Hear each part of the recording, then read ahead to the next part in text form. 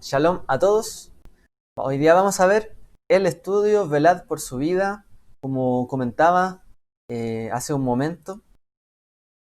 Eh, Vamos a ver, ¿cierto? Este libro, como les decía, The Way of Life, el redescubrimiento de las enseñanzas eh, de los 12 apóstoles judíos a los gentiles, llamado el Didaje. Didaje es lo mismo que Torah en hebreo, es la enseñanza, la instrucción.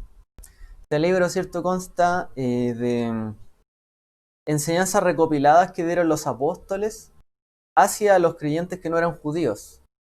Y ellos recopilaron varias cosas que están en el Brit Hadashah y las expusieron de una manera más abreviada acá. Probablemente, y esto es lo que postulan algunos, por lo menos algunos ministerios, es que este libro, la Didaje, bueno, no este en particular, sino del que trata este libro, sea efectivamente uno de los materiales que se enseñaba para los bautismos en las primeras épocas. ¿Cuál era la doctrina de los bautismos que menciona el libro de Hebreos? Porque le dice uno de los fundamentos, ¿cierto?, de la fe. Entre esos menciona las instrucciones de los bautismos, o baptismos, como dicen. Y ahí utiliza esta palabra, didaje, y baptismos en griego. Entonces probablemente a los nuevos creyentes se les daba una instrucción previa a todo esto. Y hemos visto algunas de estas cosas a lo largo de este tiempo. Vamos a ver la parte del final, de hecho, ahora. Ya que tiene que ver un poco con lo que estudiábamos la semana anterior, ¿cierto? Sobre la Parashat Noach. Así que bueno, vamos entonces a leer algunos aspectos generales, enseñanza básica también y comprender un poco qué es lo que representa esto para la comunidad del primer siglo. ¿Qué es velar por su vida? Bueno, Lucas dijo a los discípulos, vendrán días cuando ansiaréis ver uno de los días del Hijo del Hombre, y no lo veréis. Y os dirán, mirad allí, mirad aquí. No vayáis ni corráis tras ellos, porque como el relámpago al fulgurar, resplandece desde un extremo del cielo hasta el otro extremo del cielo, así será la venida, así será el Hijo del Hombre en su día. Pero primero es necesario que él padezca mucho y sea rechazado por esta generación, tal como ocurrió con los días de Noé. En los días de Noé, así será también en los días del Hijo del Hombre, comían, bebían, se casaban y se daban en casamiento hasta el día en que Noé entró en el arca, vino el diluvio, los destruyó a todos. Entonces, aquí, ¿cierto? Aquí vemos, ¿cierto? Un poco lo que es las palabras de Yeshua hablándole a su generación, ¿cierto? Hablándole a su generación en particular, que tuvieran cuidado, que vendría un día de juicio. Que sabemos que fue también el día de Jerusalén. ¿Ya? Les pido 5 segundos.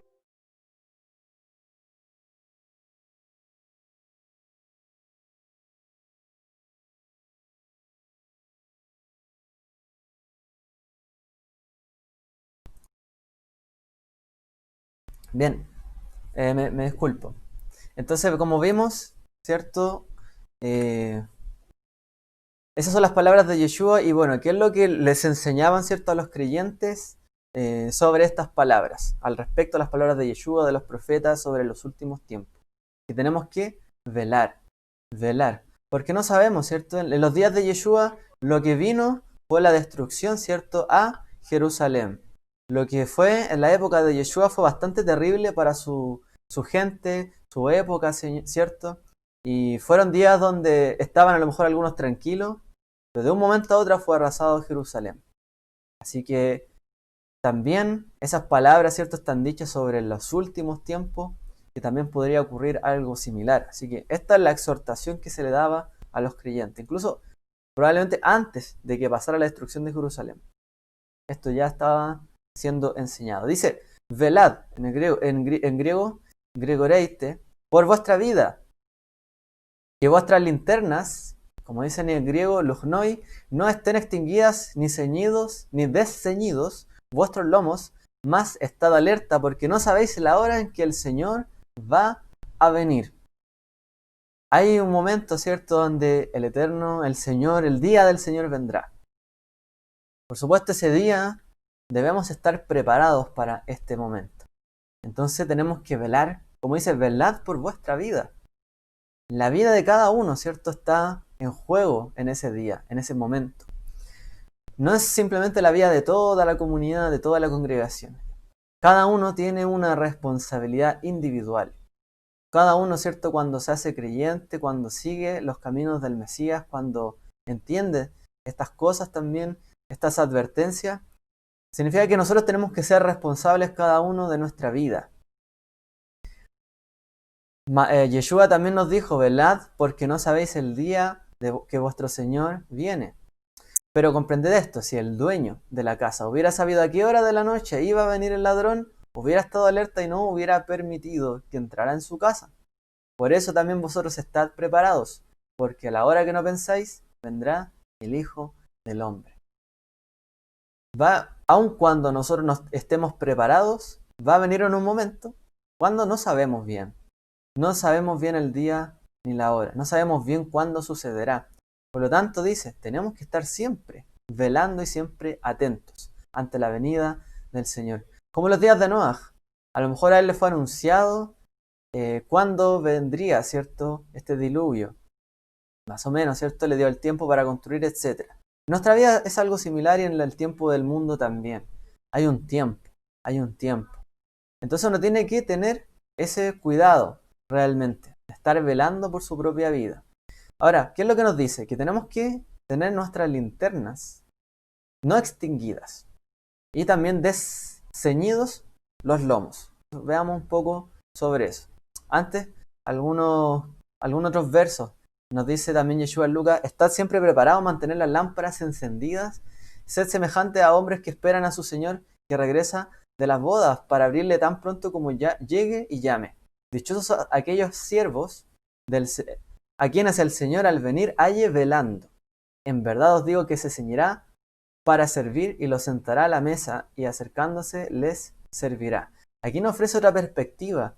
Dice que para aquellos que estén velando, el mismo Señor que vuelve va a ceñirse también, es decir, se va a preparar para apresurarse, para hacer cosas más rápidas, como que necesitan un poco más de preparación, para servirles a ustedes también. Él viene por ustedes, en otras palabras. Él va a volver, ¿cierto?, para también bendecirnos a nosotros. También Yeshua dice en Marcos, por tanto velad porque no sabéis cuándo viene el día del Señor, si al atardecer o a la medianoche o al canto del gallo o al amanecer.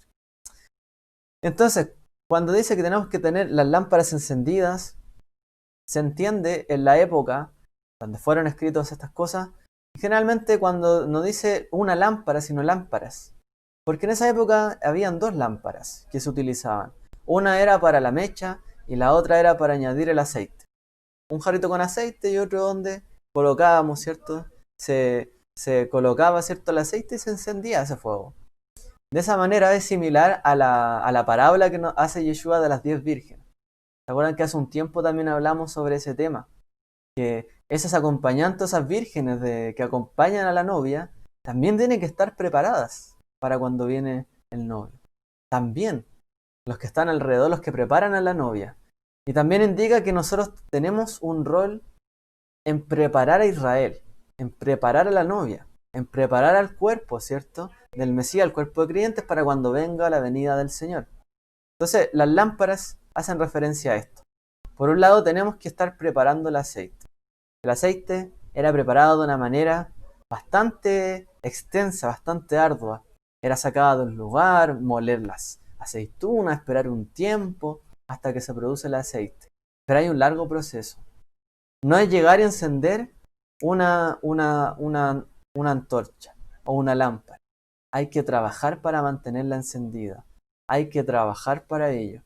No es simplemente que un día me acuerdo y al otro no, y de repente me acordé y enciendo la lámpara. Pues tal vez no tengas aceite. Y ese sería otro problema, ¿no? Así que de esa manera tenemos nosotros que estar muy bien preparados. ¿Ya? Dice también algo para tener en cuenta sobre el que tenemos que tener nuestros lomos ceñidos. En el Medio Oriente, uno se encuentra con hombres no occidentalizados hasta el día de hoy que tradicionalmente usan una túnica de algodón hasta el tobillo sin ropa interior. Cuando se preparan para una actividad extenuante, estos hombres toman una banda de tela, es decir, tienen una prenda, ¿cierto? Como una túnica, toman una banda, quizás como un talit, por así decirlo, como algo extenso, una banda de tela de al menos unos 2 metros de largo, la envuelven alrededor de la cintura y entre las piernas también, de tal manera que unen sus genitales a su cuerpo. Es decir, como para tener más comodidad. Alternativamente, la faja consiste en meter el extremo de la larga prenda suelta dentro de la faja, de manera que la prenda no obstaculice el trabajo ni se ensucie. También servía para los trabajos más de campo, donde se enrollaba en la túnica, en el fondo para no como cubrírsela, ¿no? Para que ésta no se ensuciara. Es decir, que cuando dice que tenemos que tener nuestros lomos ceñidos, es como el antiguo hombre, ¿cierto?, de Medio Oriente. ¿Para qué se ceñía los lomos? No era cuando estaba sin hacer nada. Una persona que se ceñía los lomos porque estaba haciendo algo, y algo extenuante, un trabajo que le llevaba su tiempo, o cuando se apresuraba a hacer algo. Son dos cosas. Cuando el hombre se apresuraba, tenía prisa de hacer algo, ¿cierto? Se envolvía esta túnica, o cuando estaba haciendo un trabajo arduo y para no ensuciar su túnica. Es decir, lo que nos está diciendo de alguna manera es que tenemos que estar trabajando, velando, estando allí, ¿cierto? Perseverando en esto. El rabino Jeremías dio instrucciones. Envuélvanme, este es un rabino que dijo lo siguiente en Talmud. Envuélvanme en sudarios blancos. Vístanme con mis pantuflas, o mis sandalias. Pónganme las sandalias en los pies. Coloquen mi bastón en la mano y entiérrenme al lado del camino. Si el Mesías viene, estaré listo. Dice en el fondo este rabino, cuando sea el día, ¿cierto?, de su partida, para estar atento, para estar allí, dice, colóquenme ya los sudarios de blanco, ya déjenme puestas las pantuflas, las sandalias, ya coloquen mi bastón en la mano y entiérrenme a un lado del camino, cosa de que cuando venga el día del Señor sea uno de los primeros que esté allí, ¿cierto? Y que pueda estar listo en ese momento. Ese que aparece, ¿cierto?, en el Talmud, Tratado de Kilayim, realmente es una escena que nos habla de que tenemos que prepararnos de una manera, incluso preparar de nuestra vida y lo que hay más allá de nuestra vida. ¿Por qué nosotros nos esforzamos, estudiamos, aprendemos, cambiamos, nos transformamos, como hablábamos en la mañana? Justamente para estar preparados para lo que viene después también, no solo en esta vida.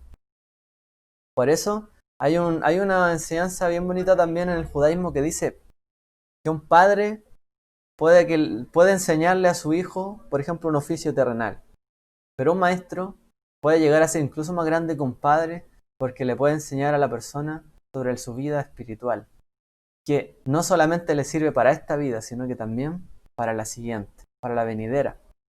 Y esto es algo que no podemos perder de vista en el tema de velar, el estudio, la dedicación, el prepararnos para vivir esta vida, ¿no? Simplemente pensar, no, yo me voy con el Señor y ya. Vivir esta vida de tal manera que estemos velando en ella, que seamos como Noah, atentos, ¿cierto? Justo, perfecto. Tratemos de andar en la perfección para que cuando llegue el momento estemos preparados.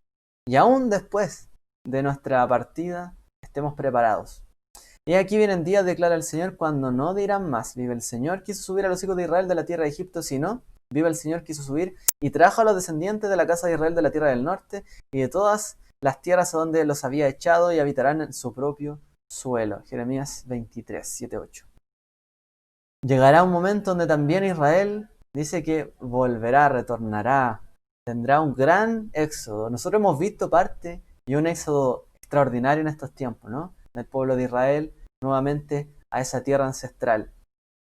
Pero dice que llegará un día donde Él hará subir prácticamente a muchísima gente y podrán habitar su propio suelo. Parte de eso lo hemos podido ver, como les decía, Baruch Hashem, por eso.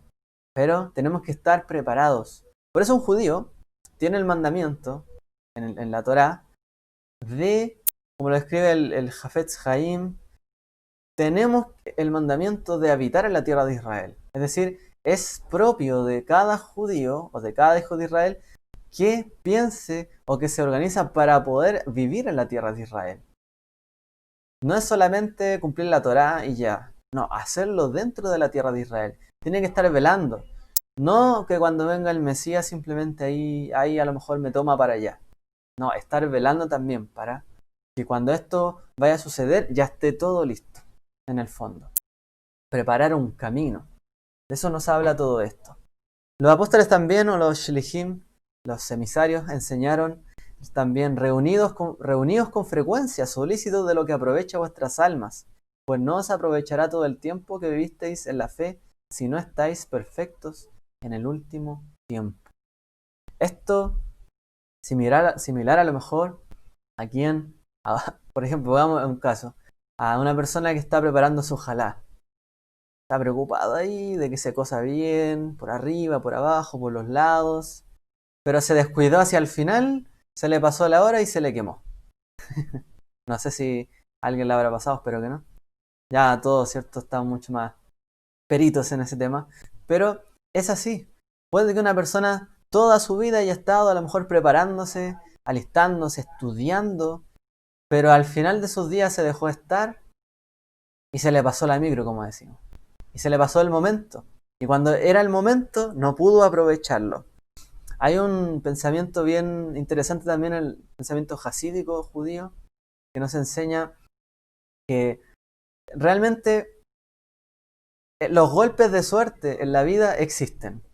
Existe un momento donde, y cada persona se dice que tiene un golpe de suerte en la vida. Llega un momento donde a lo mejor en ese instante le viene la bendición, la prosperidad y ya.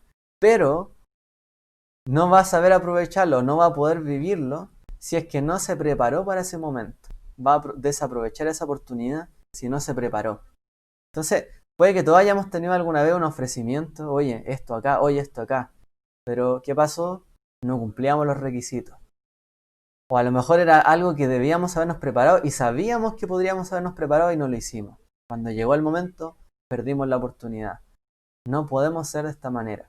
Por eso nos dicen los emisarios, ¿cierto? Los apóstoles, que tenemos que reunirnos con frecuencia. No para que dediquemos 100% a la vida, ¿cierto? A todo lo espiritual, desligando todo el resto a lo mejor, no sé, familias, quizá otro tipo de actividades. Pero sí tendríamos que tener alguna frecuencia. Y cuando se pierde la frecuencia, también se pierde el ritmo y uno se apaga. Porque tenemos que ser solícitos en lo que aprovecha nuestras almas. Siempre estar atento ahí aprendiendo, alimentando el alma. Esto es como alimentar el cuerpo. Si uno deja de alimentar el cuerpo por un tiempo, se fatiga. Y nosotros no tenemos la misma energía. Pues también así es con el alma. Tenemos que alimentarla. Aquí hay un dicho que está en el testamento de Isaacar, también un material apócrifo de los primeros, de la época de los primeros cristianos, o de los primeros creyentes. Sabed, hijos míos, que en los últimos tiempos vuestros hijos abandonarán la sencillez y se adherirán a un insaciable deseo, y dejando la inocencia se acercarán a la malicia, abandonando los mandamientos del Señor, se adherirán a Belial, o Belial, o como a el enemigo, ¿cierto? El acusador, que tenía diferentes nombres también en esa época. Uno de esos era este. Entonces dice que llegará un momento donde los hijos abandonarán la sencillez, la inocencia, y empezarán con un deseo insaciable, un consumismo, más y a pedir más y más y más. Y cuando pidan más y más y más y abandonen la sencillez, dice que se acercarán a la malicia. Y cuando se acerquen a la malicia, abandonarán los mandamientos del Señor y ya seguirán por el mal camino directamente. Este método que ya nos hablaban, ¿cierto? Los antiguos maestros, ¿cierto? De la comunidad primitiva, tiene mucho sentido, ¿no? Esto es lo que pasa. Cuando perdemos la sencillez, cuando perdemos el agradecimiento, la humildad, de agradecer por lo que hoy día tenemos, lo que Dios nos ha dado, lo que hoy día Él nos ha dado, la sencillez de a lo mejor estuve en una casa, a lo mejor no tuve lujos, pero había cariño, había pan en la mesa y no faltó nada. Y nunca a lo mejor me morí de hambre. Bueno, cuando empieza el insaciable deseo, dice, o podríamos llamarle un tipo de consumismo, no solo material, sino también del alma, se deja la inocencia, se pierde, ¿cierto? Se pierde esa actitud que tenemos hacia la vida de aceptar también lo que toca alrededor, ¿cierto? Porque es la vida. Perdimos un poco la inocencia y nos acercamos hacia la malicia, dice. Y ahí abandonamos los mandamientos. Y esto es lo que hoy día también en parte vemos en algunas generaciones, ¿cierto? Muchas veces se alejan de la inocencia, empiezan a... y a veces se les pervierte a lo mejor. Por eso es tan importante mantener la inocencia de los niños, de los jóvenes, para que no perviertan sus pensamientos, ni empiecen a desear más y más y más y más y más, pero en cosas que a veces no puede que ni siquiera le aprovechen. Despreocupándose de sus propias necesidades, a lo mejor preocupándose de otras cosas, más allá.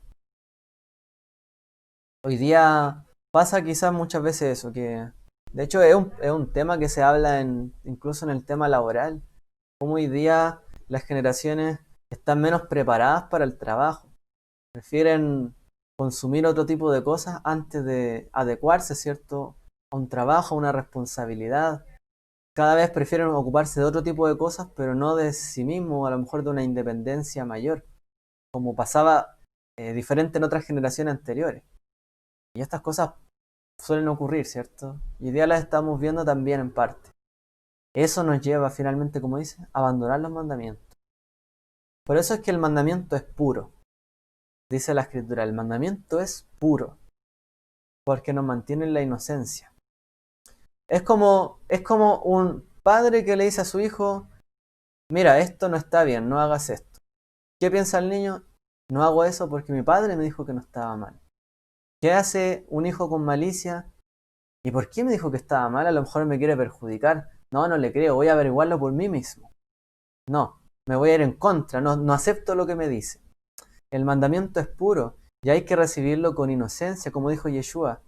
Si no tuviéramos la inocencia de los niños, no entraríamos en el reino de los cielos.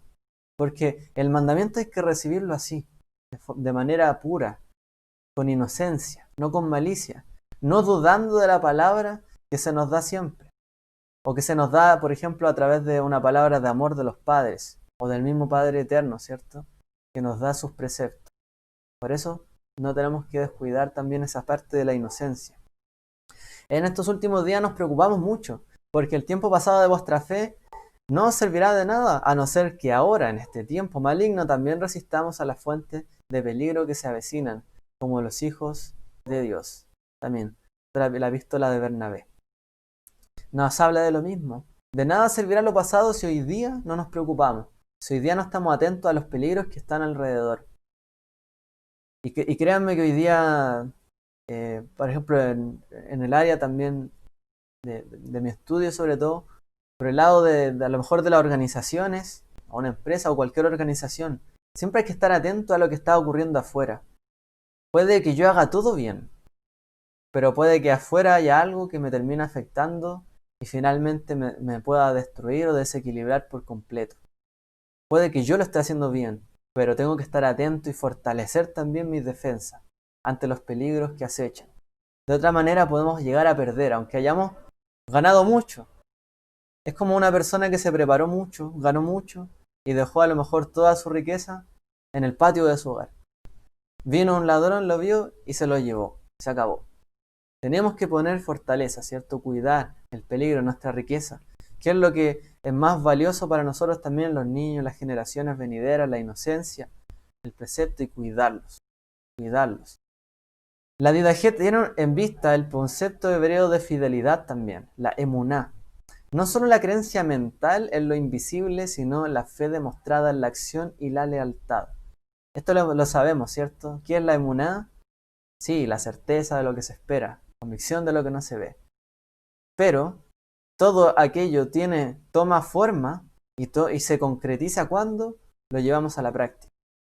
Cuando cada cosa que hacemos está en concordancia a eso que esperamos en el futuro. Yo espero que un día haya paz, yo actúo con paz hoy, en todas mis acciones, porque tengo fe que así tiene que ser el mundo. El mundo vivirá pacíficamente. Yo también puedo establecer la paz. Un ejemplo. La perseverancia a través de la fidelidad a la Torá estaba estrechamente relacionada con el fin de los días. Y esto es algo que está dentro del pensamiento del Brit Hadashah y de los emisarios de Yeshua, que cuando la fidelidad a la Torá, así como lo anunciaron también los profetas, Cuando Israel se alejaba de la fidelidad de la Torá, Israel se pervertía, perdía su fuente moral, finalmente terminaba en el exilio. De esto tenemos que guardarnos. La observancia de los preceptos de la ley o de la Torá no excluye, sino que corrobora la expectativa del fin de los tiempos. Esperar el fin significa preparar su llegada mediante la aceptación total de la ley y de los preceptos que Dios ha confiado a los hombres. La Didaché parece tener un objetivo de reavivar esta sensibilidad religiosa, es decir, una espiritualidad de la espera. ¿Qué es el libro de Revelaciones, el libro de Apocalipsis? Esto, una espiritualidad de la espera, de la expectativa, de la reprensión para mantenerse en esa expectativa y en esa espera, de siempre visualizar algo más allá, conectar la fe de hoy con el mañana, lo que vendrá. Y para eso, aunque los creyentes no judíos no tenían la obligación y no se les imponía el guardar todo, ¿cierto? La Torá, sí la expectativa que está dentro de la Torá, ¿cierto? De que al alejarse de la voluntad divina, finalmente, y no mantenerlo en la expectativa de lo que Él espera de nosotros, nos puede desviar finalmente del camino. La Didaché parece tener este objetivo de reavivar esta espiritualidad de la espera que asocia el elemento operativo, nuestras acciones, con la voluntad de Dios y su atención, o la intención de Él, hacia la espera de los últimos días. O sea, en otras palabras, ¿qué es lo que también quiere el Eterno de nosotros? Que esperemos. Perdón.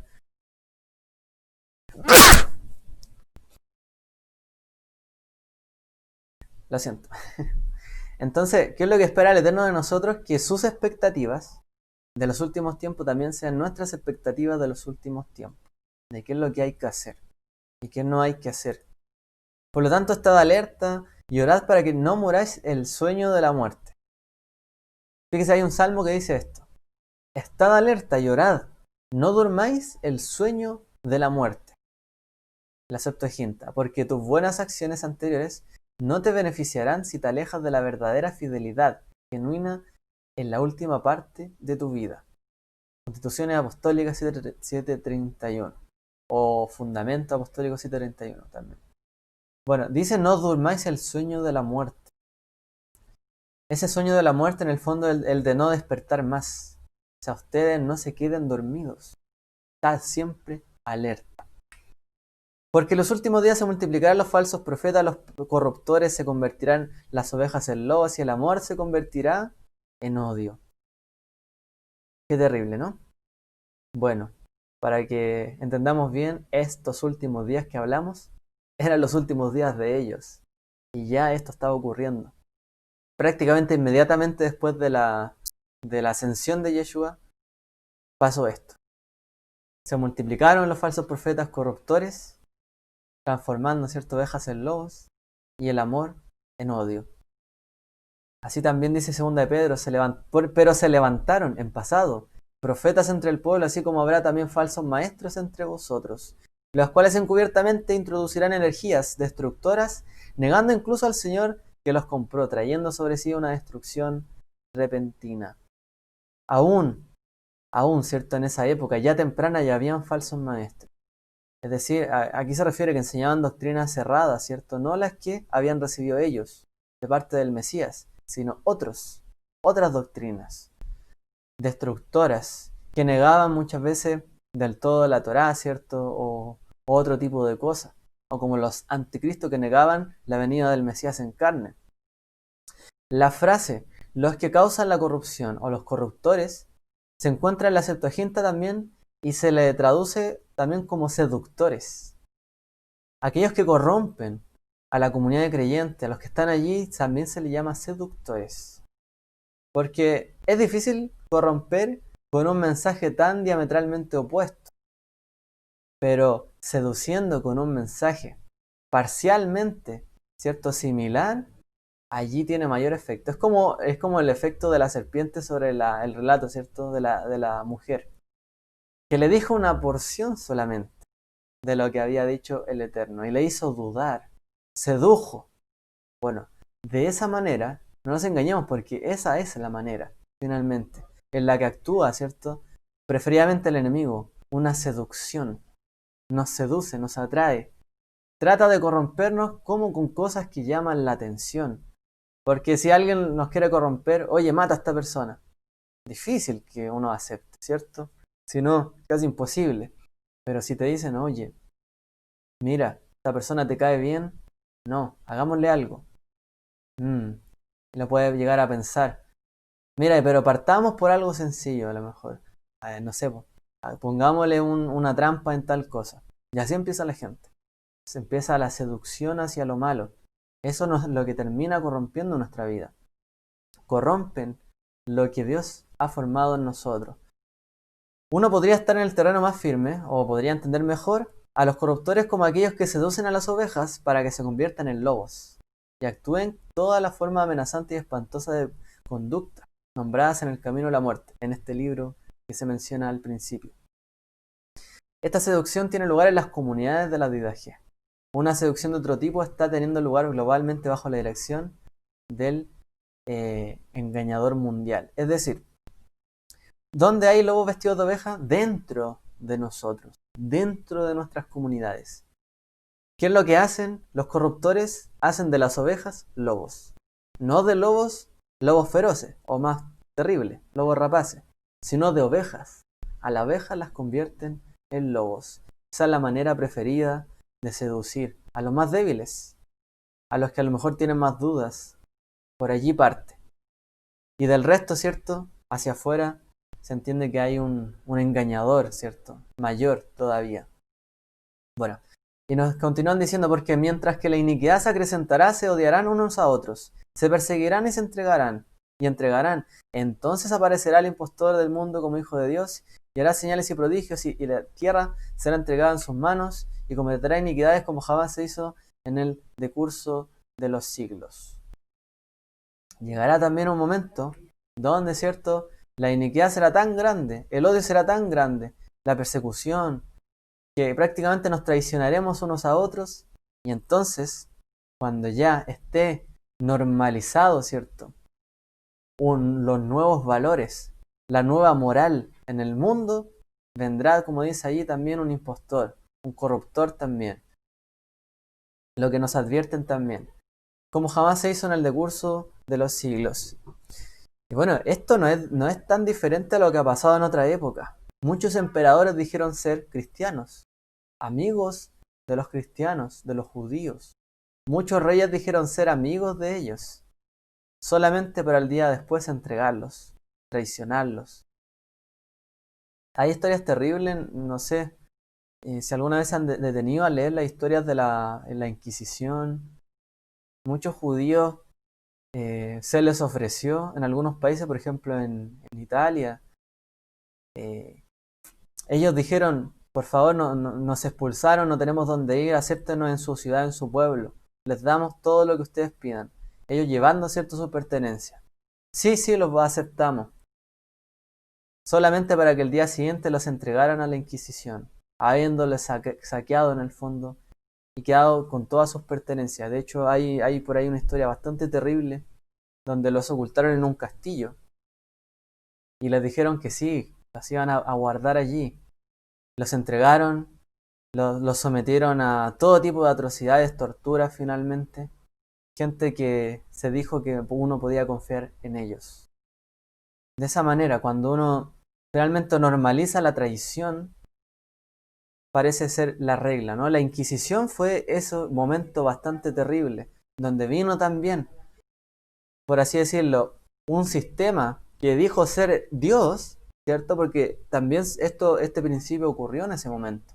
La Inquisición dijo ser la voz de Dios, la autoridad de Dios, y sometió al pueblo judío y a muchos otros también a un abuso total, y su destino como a ellos se les dispuso. Por eso es que uno no puede normalizar algunas cosas en la sociedad. No debemos permitir que haya una moral que sea normal traicionar a alguien, que sea normal robar. No puede ser normal. Parece que la división en la comunidad puede girar en torno a la Torá, ya que la tradición se caracteriza por un aumento de la anomia, que en griego, ¿cierto?, es sin ley, sin Torá. Eso significa que podría referirse a la maldad en general, pero también podría referirse a las violaciones de la Torá. Se cometerá iniquidades, Iniquidades en griego se lee anomia, y anomia significa, como decíamos, sin Torah. Es decir, habrá un descontrol, un desenfreno, sin Dios ni ley, prácticamente. Mateo, muchos tropezarán, dijo Yeshua, entonces caerán, se traicionarán unos a otros, unos a otros se odiarán, se levantarán muchos falsos profetas y muchos se engañarán, debido al aumento de la iniquidad, de los sin Torah, el amor de muchos se enfriará. Por no haber Torah, tampoco hay amor. Porque donde en un hogar donde hay Torah, hay amor, hay paz, hay tranquilidad, hay refugio, hay amor, finalmente, ¿cierto? En nosotros tiene que haber siempre amor. Pero cuando no hay Torah, cuando no hay respeto a los preceptos, los principios y los mandamientos, no hay amor. Y ese es el punto. Por eso es que es importante también acercarse a la Torah. Incluso para el que no es judío, es bueno acercarse a la Torah. Es bueno acercar a la gente también al principio de la Torá, para que no se apague el amor. Porque la Torá nos indica el camino, el bien y el mal, hacia dónde nos tenemos que aproximar, para hacer en el fondo la voluntad divina. Debemos mirar hacia ahí también, para que no aumente. Y este era un problema que hubo en los primeros siglos. Claro, como no se les exigió a los gentiles guardar todo el peso de la Torá, muchos de ellos terminaron negando todo de la Torá, alejándose por completo, diciendo ustedes por allá, nosotros por acá, todo nuevo. Ese es un gran peligro, de que la iglesia también termine alejándose de todo lo que implica el mandamiento, la instrucción de Dios en su vida. Entonces vendrá el juicio de los hombres en el fuego de la prueba. Muchos se escandalizarán y perecerán, pero los que perseveraren en su fe se salvarán de la misma condenación. Perseverar. Como dice Apocalipsis, se le concedió hacer guerra contra los santos y vencerlos, y se le dio autoridad sobre toda tribu, pueblo, lengua y nación. Y la adorarán todos los que moran en la tierra cuyos nombres no han sido escritos desde la fundación del mundo en el libro de la vida del Cordero que fue inmolado. En aquel momento, ¿cierto? Se salvarán, vendrán a él, ¿quiénes? Los que perseveraren, como dice allí. Cuyo nombre es, dice, todos los santos que han estado allí. Jeremías también dice, ay, porque grande es el día donde no hay otro semejante a él.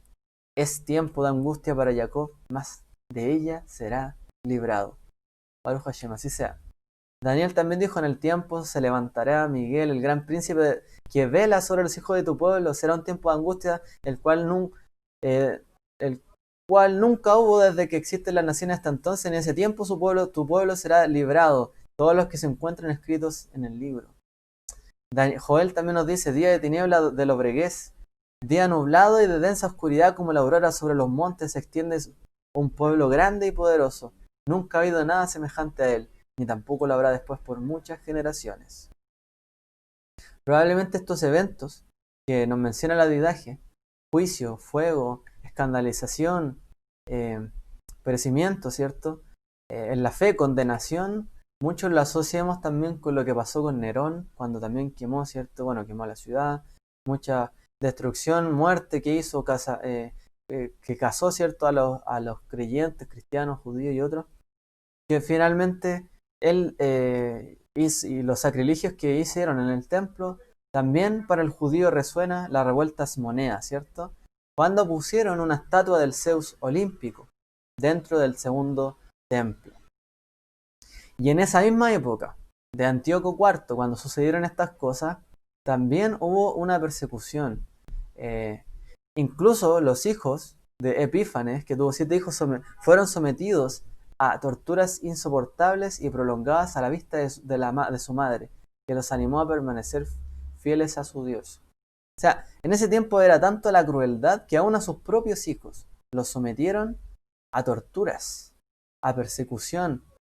Todo esto, ¿qué es lo que hacía la imagen, cierto, de aquellos que leían estas cosas o recibían estas palabras? Aún cosas como esas, y quizás peores, podrían verse. Cuando realmente el mundo se descontrola y no hay instrucción divina, no hay enseñanza. Y aún pueden ser cosas peores. Aparecerá el engañador del mundo, el enemigo de la verdad, el campeón de la falsedad, quien el maestro Yeshua le quitará el aliento de su boca y a través de sus labios le eliminará a los dioses y muchos se tropezarán con él. Ese es el punto como final. ¿Por qué hay un sometimiento de las cosas bajo los pies del Mesías? ¿Por qué todo fue entregado también a su congregación? Porque también hay un enemigo, ¿cierto? Que tendrá que ser derrotado por completo para que pueda ser exterminada esta seducción, esta constante seducción. No solamente en términos de afuera, a lo mejor que vendrá algo, sino dentro de nosotros. Esa seducción. Y pisará con firmeza. Le pisará, dice, la cabeza, la profecía. Firmemente, para imponer, ¿cierto?, la naturaleza del Mesías.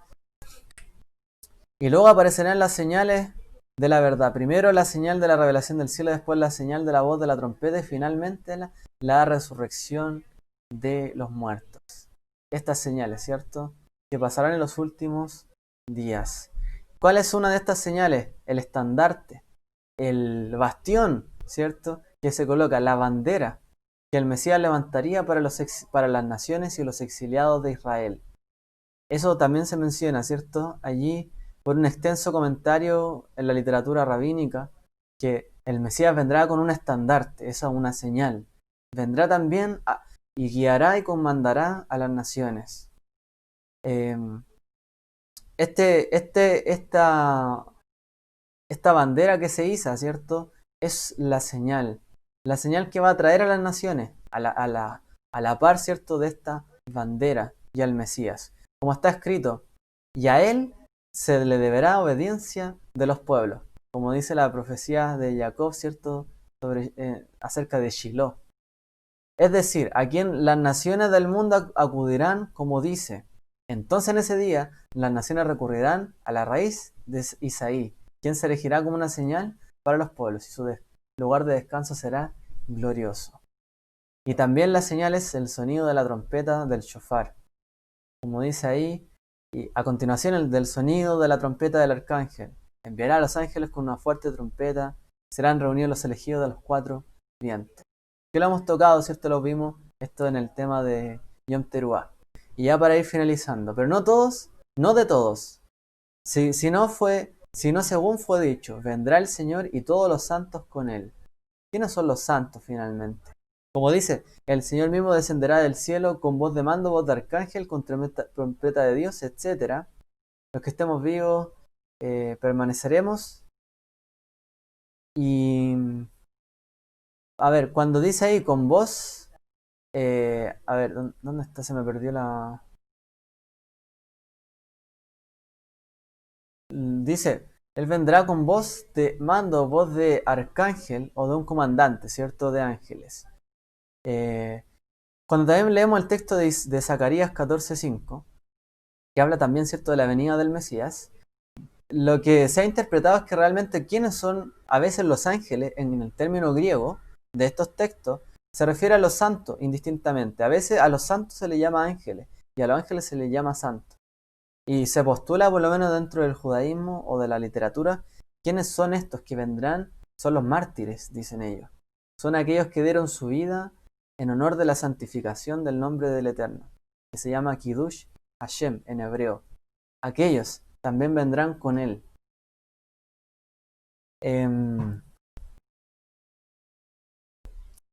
Algunos también aluden, ¿cierto?, que aquí se podría haber enseñado o podría que esta enseñanza para abruptamente, porque probablemente también se podría haber hablado de las resurrecciones. Como dice, es bueno que el que ha sido disciplinado en las justas exigencias del Señor, cualquiera que haya sido señalado, ande de acuerdo con ellas. Porque el que hace estas cosas será glorificado en el reino de Dios, y el que escoge esas cosas opuestas perecerá junto con sus obras. Por eso, por esta razón hay resurrección, por esta razón hay compensación. Es decir, por aquellos, ¿cierto?, que hayan sido disciplinados, como dice ahí, de acuerdo a la exigencia, y también el que haya hecho las cosas para glorificar el reino de Dios también dice que recibirá también recompensa. Como que hay hay algunas diferencias en algunas posturas, si hay una o dos resurrecciones. Pero en alguna literatura aparece que hay dos momentos de la resurrección. Una para los que estaban durmiendo y otra en el fondo para una para los que estaban durmiendo, pero justos, los justos, que serán levantados, y otra para el resto, ¿cierto? Y que también vendrá compensación. Ya para concluir por términos de la hora, este sí que es el último punto.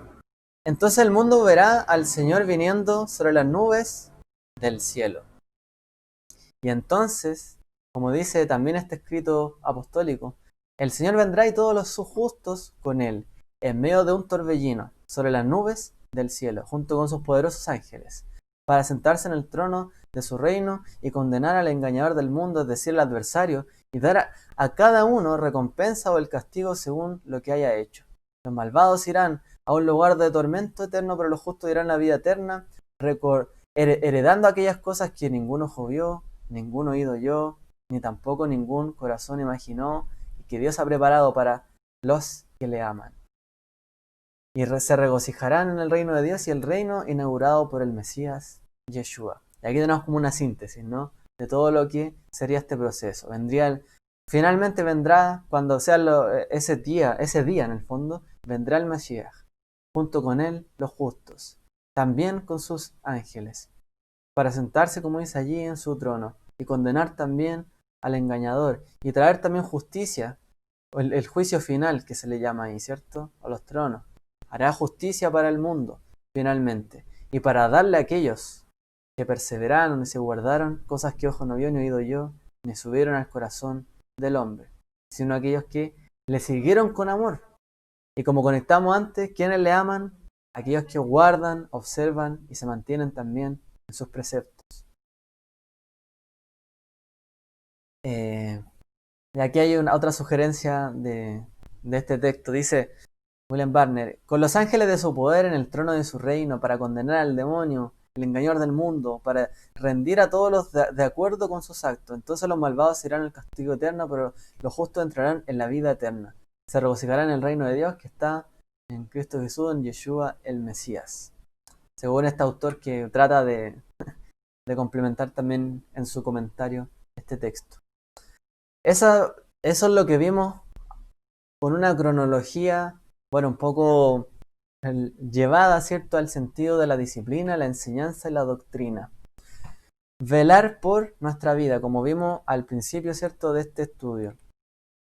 Tenemos que velar por nuestra vida, sabiendo que los días pueden ser difíciles. Tenemos que mantenernos en la inocencia, en la pureza, en la instrucción, en el mandamiento. Tenemos que ser constantes, perseverantes, tener nuestras lámparas encendidas, ceñidos en nuestros lomos para apresurarnos a hacer algo o ponernos a trabajar. Hay que estar atentos. Cuando veamos, ¿cierto?, en las sociedades cómo cambian la moral, cómo finalmente se empieza a validar traición, destrucción, a lo mejor violencia, otro tipo de cosas, o quizás cuando se normaliza también el robo, ¿cierto?, el soborno, eh, el cohecho, etcétera, tenemos que tener cuidado, porque finalmente eso también empieza a afectar a nuestras generaciones, a nuestras comunidades, a nuestros hijos y siguientes generaciones. Por eso tenemos que velar y no obviar, no seguir el mundo sencillamente como un pajarito en la vida feliz, que no es que esté mal estar feliz en la vida, pero sí estar velando para que esas cosas no nos acontezcan, atentos a la doctrina, a la enseñanza, a no dejarse seducir y permanecer firmes en el Señor, porque ya vendrá la recompensa prometida, ¿no? Así que bueno, esto fue parte del final de este libro, de hecho, cómo les enseñaban los emisarios de Yeshua, los apóstoles, a los creyentes gentiles también, para advertirles y que estuvieran también en la misma esperanza de Israel, aguardando, ¿cierto?, el mismo sentir. Quizás sin imponerle, porque aquí no hace extrema alusión, oye, guarda este mandamiento, este otro o este otro, pero sí diciéndole que no aumente la corrupción, la iniquidad, etc. Al contrario, todos en la misma esperanza y también en la misma instrucción. podamos todos también poder extender este entendimiento entre nosotros, judaísmo, el judío, la iglesia, podamos unirnos también en nuestro sentido de vela y de cuidar también lo que hoy tenemos y de mejorar también lo que hoy hay, para que también nosotros podamos vivir mejor, más tranquilos, porque donde hay, ¿cierto? En una sociedad donde hay buenos valores, nosotros podemos vivir tranquilos. Entonces nunca desechemos los buenos valores, lo que el Eterno nos ha enseñado. Con esto yo dejo hasta aquí el estudio. Que el Eterno les bendiga a cada uno de ustedes. Shalom.